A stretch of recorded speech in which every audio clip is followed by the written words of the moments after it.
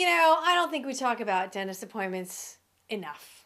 And positive dentist appointments, rarely, rarely. So I'm going to do my part and share. I went to the dentist appointment the other day just for a checkup, and it was great. I didn't have any cavities. That's also why I'm a little bit positive. But the dental hygienist, she was so proactive and knew what my needs would be and already did them. I felt like I was in the spa.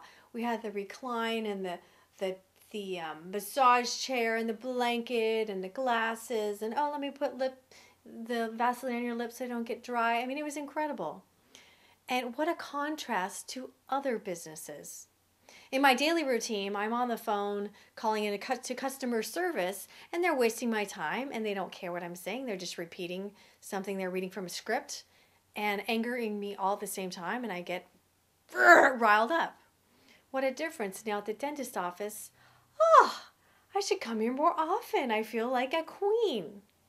What is it that you can do in your business to be proactive and go ahead and accommodate your customer? Because you're going to have such strong customers who are going to talk about you, blog about you, maybe video about you. What is that factor? And do it for your customer. That is brand building at its finest.